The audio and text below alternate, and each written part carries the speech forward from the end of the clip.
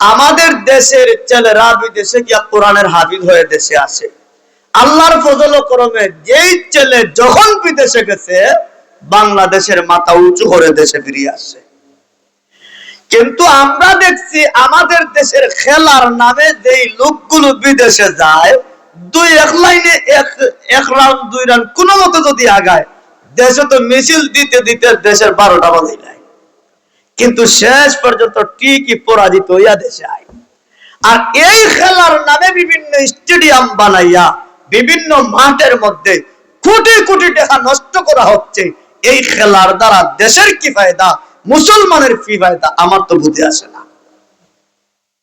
অনেকে মনে করতে পারেন হুজুর এগুলো কি জায়েজ না, চিত্ত বিনোদন বলে, চিত্ত বিনোদন, বিনোদন কিছু সুযোগ আছে, নেওয়া যায় শর্ত সাপেক্ষে।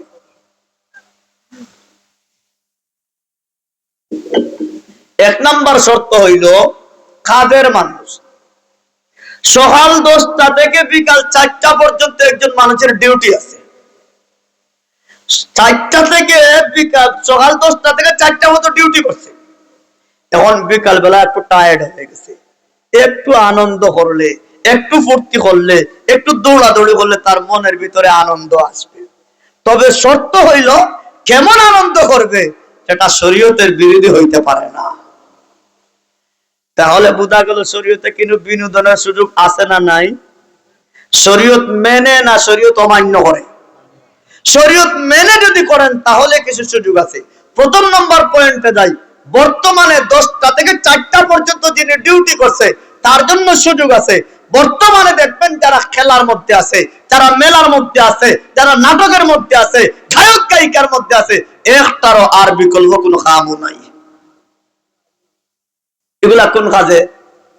আমাদের দেশে বানাইয়া রাখছে কয়েকটা নষ্ট বেকারত্ব মানুষগুলো বানায় রাখছে খেলার নামে। এটা খেলার নামে বরাদ্দ। একজন ছাত্র যদি সকাল 10টা থেকে 4টা পর্যন্ত পড়ে, বিকালে কিছু সময় আনন্দ করার সুযোগ আছে। শর্ত শরীয়তের ভিতরে না বাইরে? শরীয়তের ভিতরে না বাইরে? শরীয়তের ভিতরে থাকতে হবে। শরীয়ত সম্মত কিছু ট্রেনিং টাইম যদি করে, একটু দৌড় দেয়, আপনি সবাই মাঝে মধ্যে একটু দৌড় দেওয়া ভালো। নতুবা দুশ্মন এমন সময় আপনার পিছিয়ে আসবে, আপনি 1 কিলো দেওয়ার পরে আপনি পয়লা দেবেন, দুশ্মন আপনারা ধরে দিব বাড়ি। এজন্য মাঝে মধ্যে দৌড়াইয়া শরীরটা একটু টাইট করার দরকার, মাঝে মধ্যে একটু ট্রেনিং দেওয়ার দরকার। আগেকার যুগে সাহাবীরা ঘোড়ার দৌড় দিছে। বর্তমান দুনিয়ার যে ঘোড়ার দৌড়, এই ঘোড়ার দৌড় না, এই ঘোড়া দিয়া প্রতিযোগিতা করছে যুদ্ধের ট্রেনিং দেওয়া, যুদ্ধের কাজে লাগানোর জন্য। আর বর্তমানে যে ঘোড়ার দৌড় দেয়, এই ঘোড়ার দৌড় কোন কামে লাগে? লাগেনি, কোন কামের না। নামাজ তো যায়, এই ঘোড়ার দৌড়ে টার্গেট করিয়া আপনারা আশেপাশে আমরা শুনি তো মানুষে বলে গানের আসর হয়, জুয়ার আসর হয়, নিশার আসর হয়, আর রাত্রে বেলা বেগানা উলঙ্গ বেহায়া নারীদেরও আসর হয়। তাহলে এটা আর এটার সাথে মিলাইলে হবে না। চিত্ত বিনোদন মনের কিছু আনন্দ নিতে পারবেন, নেওয়ার সুযোগ আছে আল্লাহর হুকুম নবীর তরিকা মতো। ইসলাম তো এমন একটা পূর্ণাঙ্গ জীবন ব্যবস্থার নাম, এমন কোন সাবজেক্ট নাই হাতের নখ কাটা থেকে নিয়ে রাষ্ট্র পরিচালনা পর্যন্ত সমস্ত গুলো ইসলামের ভিতরে আছে না নাই? আপনি কোরআন থেকে নিতে পারেন না, এটা আপনার ব্যর্থতা।